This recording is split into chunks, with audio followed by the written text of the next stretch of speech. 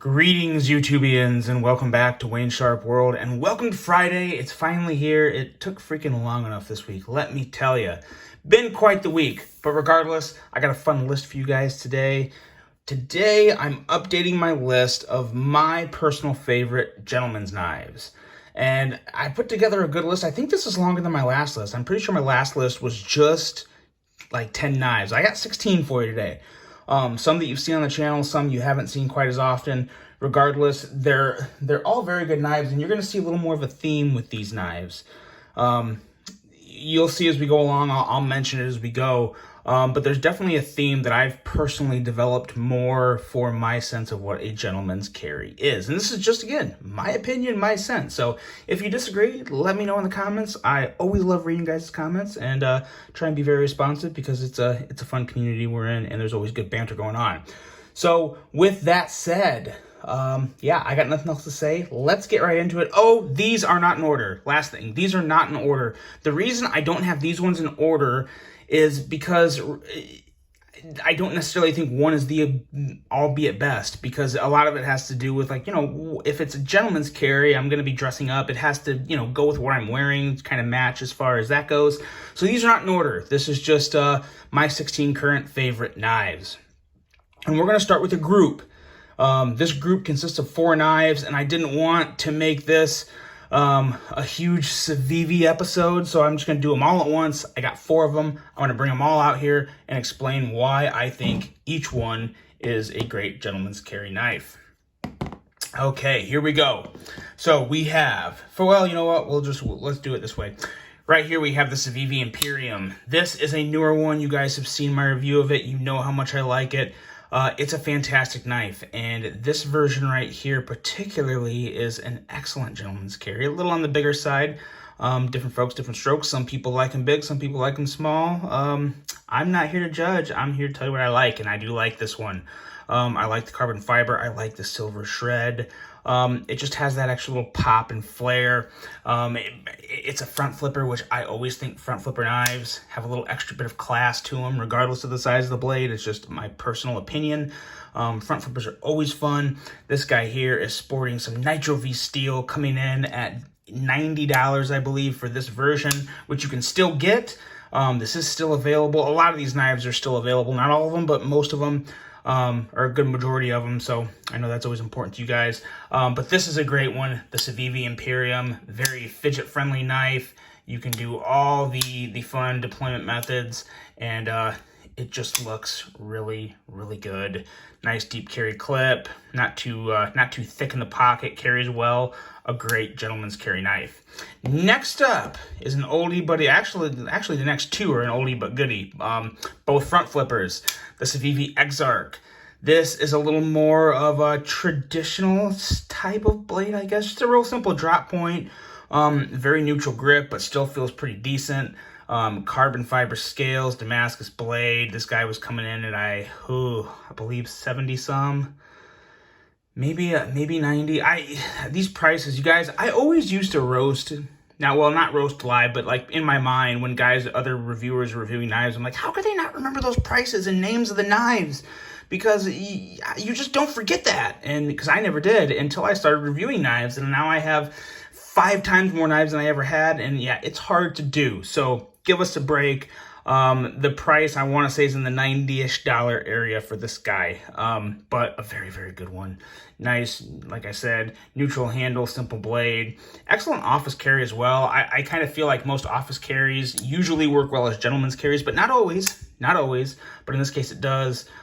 Really, really do like this one a lot. The Civivi Exarch, a really, really good one. Next up, still maybe my favorite Civivi front flipper. I don't know. The Imperium may very well be it. I need a little more time to think about that. But the McKenna is just fantastic. It just, the ergos are good. It's a smaller knife. It's real discreet, unique blade shape. Kind of has that artsy Elisha Easham design to it. Just so damn good. This guy, I believe, was coming in the $70-ish range, if I'm not mistaken, with the just G10, but the Damascus bumps it up. Excuse me. But another really good one. I really love Civivi's overall portfolio of front flippers now. They have a larger size, a medium size, and a small size. It's fantastic. 2 thumbs up, Civivi, for that. Really good job. Last Civivi, the Ortis, and particularly for this setup here, I wouldn't necessarily recommend the FRN version of this with just the regular blade. It just doesn't look too gentlemanly or stylish or, fancy. This one does. Love the Damascus rub blade. Love the pure carbon fiber. This is not laminate. This is pure carbon fiber. As you can see, they did a real good job of putting texture on it, and you get so much good shine from those handles. May very well, I don't know. I'm going to stop saying may very well be my favorite Civivi because there's so many freaking Civivis I like now. I'm going to have to really put a lot of thought into my next top 10 Civivi video because it's going to be very, very, very hard. But nonetheless, just an excellent knife. A little more aggressive on the blade shape, but I'm personally okay with that. May not be. This is a prime example of it's a good gentleman's carry. May not be the best office carry. If you think that's too aggressive looking of a blade, that's up to you. That's your opinion, though. So you make that call on your own. But fantastic action, fantastic design, fantastic ergos. Just a really, really good one, the Civivi Ortis. So there you go. There's your Civivis. Now they're gone. They're out of here. We're moving on to other things, and we are moving on to Finch. Finch knives. This guy right here. This is the model 1929. And I gotta say, Finch was new to the scene last year. This is already becoming kind of like his flagship model. People just love this thing, and I completely get why. This is a pretty old model. As you can see, it's got the old printing on the back, but just so darn good. Fantastic action. Haven't carried this one in quite a while, but it's still, it shakes shut very easily. Flies right out. Love that unique clip point blade shape. Kind of got like that fat belly with the clip point. Just really, really cool.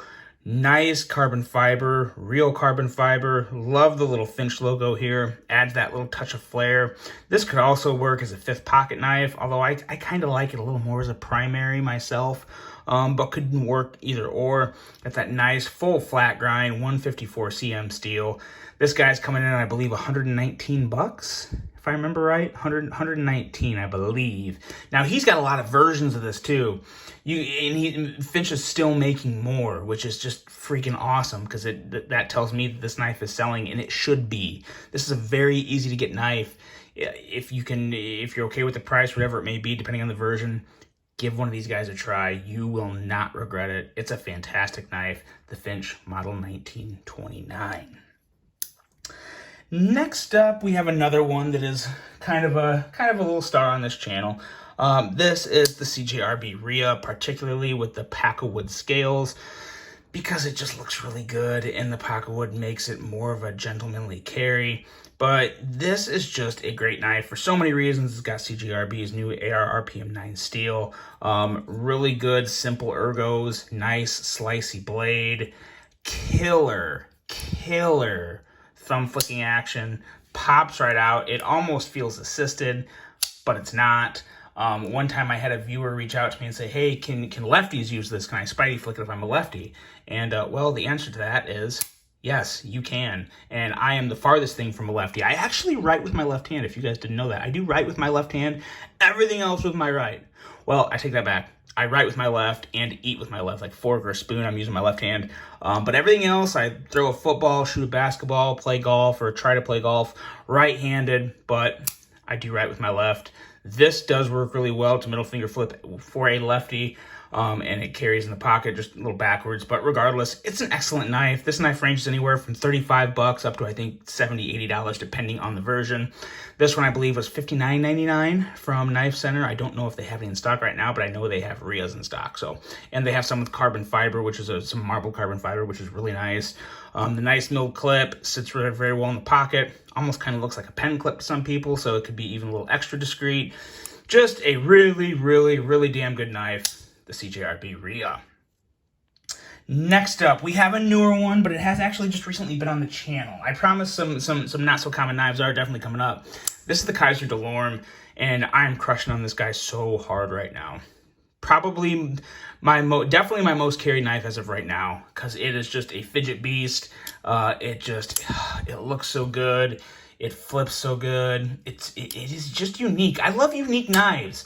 I like unique knives, but I don't like it's kind of hard for me to describe. Like, there's a lot of knives that are unique, but not all of them tickle my fancy, if you know what I'm saying.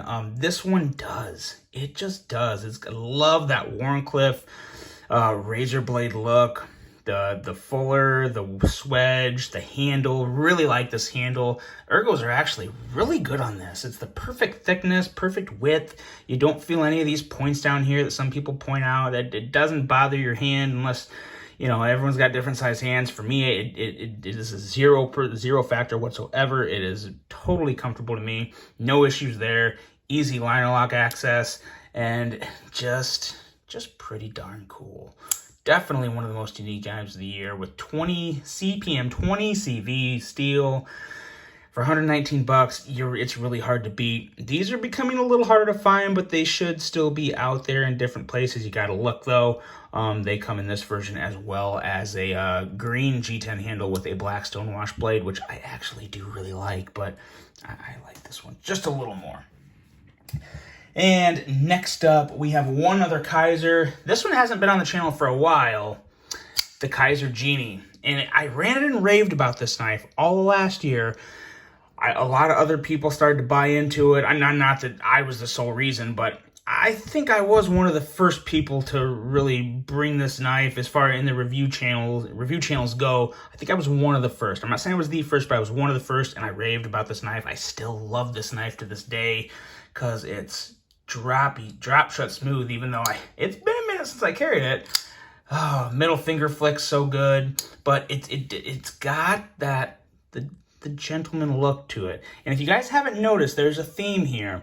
You're seeing more blacks and woods. There's no micartas. You're not going to see any micartas in this list. To me, micarta, in my opinion, it's changed from being a gentleman's folder material to just a casual carry. I mean, could it be a gentleman's folder? Probably, but for my gentleman's carries, I'm definitely leaning towards carbon fiber, wood, titanium maybe. G10's okay because, it's just black. It's, it's kind of, not too loud or, rugged looking. It's just a little more simple. But carbon fiber and wood, those two particularly, they have an extra touch of class to it. They just do. I don't know how else to put it. That's just how I personally feel about it, especially carbon fiber. I am really loving carbon fiber lately. This is some very good carbon fiber. It's shred. I wish it was marbled because I do like marbled better. But outside of that, it is just, it's a really good size. Not too small, not too big. Just works fantastically, and it's just very fun to fidget with and carries very well. That's the Kizer Genie. Next up, we have a Boker. You're seeing more Bokers on this channel, and I got another Boker coming that you're going to see probably later next week. But this right here is the Boker Quake Air. And how is this not a gentleman's folder? I mean, sleek, elegant, got that sexy Quaking design, which, subtle, simple, but really just visually attractive lines, and they just pull you into it. Any angle you look at this knife, it looks pretty darn good. And I gotta say, Boker did a pretty good job with this. Little fit and finish roughness issues along the liners that I'm not too hot about, but I tell you what, for I believe this knife was $70, right in the $70 neighborhood. Action is fantastic. Carries great with a perfect pocket clip. It's just a good one. It's not, definitely wouldn't call it my favorite. It's probably not towards the top of this list. If I was to put these in order, it would be towards the bottom of the list, but it's still on the list because I still really like it. So I would definitely, if you like the Quaken series, definitely one to check out, unless you just really don't like bigger, longer knives, then this may not be yours. But I love the action on this. It feels so darn good. Flies right out of there. Just damn good. Really, really good. Check these ones out, guys. They're available, and I believe, I think they have wood G10, titanium, maybe micarta too. I got the G10 just because I wanted to get the cheaper version to bring you guys the content on the knife. But really good one. Highly recommend it. Boker Quake Air. We have a Spyderco next up. The Spyderco, this is the Koakuchi. And I don't care what anyone says, this is a gentleman's folder to me. It's just so, it's still one of the most underrated Spydercos out there. If you guys are thinking about this, for 135 bucks, I think, maybe 140 now if Spyderco's up their prices again. But it's a very unique knife. Got that nice compression lock. I love the compression lock personally. Love this deployment method. Once you figure out how to use it, I know I've said this before, I'm sure you probably already know it.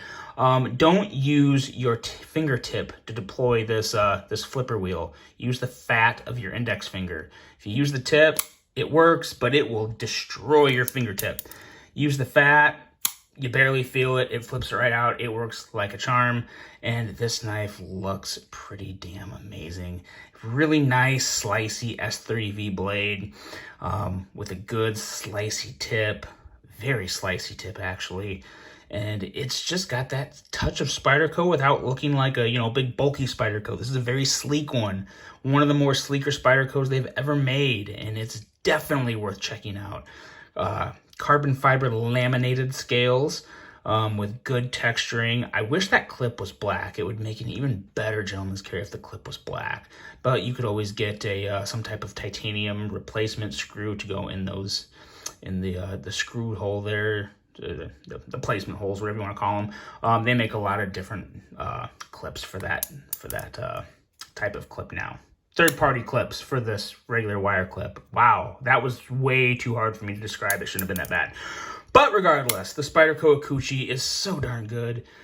Just a fun one to carry. It's a good conversation piece sometimes I've found. A lot of people are like, oh, how does this work? And then, you take 10 minutes, 5-10 minutes talking to them about it, show it to them. It's cool. They like it. Some people really enjoy knives, even though they may not know they do until they see something unique. And then, maybe you start pulling them into this awesome community we have. Who knows? But this is the Spyderco Koakuchi. Great gentleman's carry knife. Highly recommended. Check one out. Next up, we have a real steel. A real steel, and probably the only, well, I guess this isn't a slip joint, but it's not really a very fidgety knife. This is just a really sexy knife because it has gold, dark matter, fat carbon scales, which is, I will say that is the #1 reason I bought this knife. If it would have had regular scales, I probably wouldn't have, but I love fat carbon. It is amazing. This looks amazing. Love the bronze anodization at the highlight points here. You have that awesome poltergeist design, nice slicey blade, and N690. This was like 150 bucks, 135 bucks. This was a lot more than the normal one because of the scale. But you can get these guys starting, I think, $29.99 for just the real steel Luna. And then this is the Luna Boost. The difference between the Luna and the Luna Boost is the Luna is a slip joint. This one has a frame lock and a detachable thumb stud. I personally really like it with this. It's a very nice knife to slow roll out. Very, very gentlemanly in my opinion. Some may disagree, but I think this is an excellent option as a gentleman's folder, especially with the touch of class, with the carbon fiber scale and bronze anodization. I would not ever hesitate to carry this as a gentleman's folder with probably just about anything I wear, really, because it would go well with just about anything that is my style as far as clothing goes. But really, really good one. Highly underrated. Real Steel in general is a bit underrated. If you guys see a knife from Real Steel that you like, it's probably worth checking out. They do really good work. Just about every knife company, you'll hear a bad story from someone else who had a bad experience. And I've got bad experiences with other companies too that I could tell you about, but that doesn't mean that one company does a bad job. Sometimes places get a bad rap from just a couple people and they're really not that bad. Real Steel's pretty decent. Check them out. They're more than decent. They're pretty darn good. And this knife is excellent. The Real Steel Luna Boost. Now we're getting into the realm of things you can't get right now. Unfortunately, this is the Drop Gareth Bull Mira, designed by Gareth Bull, distributed by Drop. As you guys know, Drop is not distributing knives anymore, which sucks.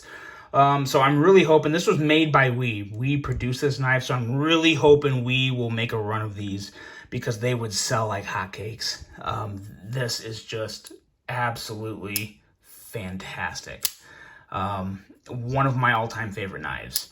I can't say the color scheme or the material scheme they went with is one of my all-time favorites, but the action, the design, the ergos, it is excellent. And of course, with these wood scales and this very elegant blade shape, in my opinion, makes for an excellent gentleman's folder, especially with the bronze highlights, then really nice pocket clip. It'll carry nice and it won't carry uncomfortable. It'll carry nice and minimal and sleek.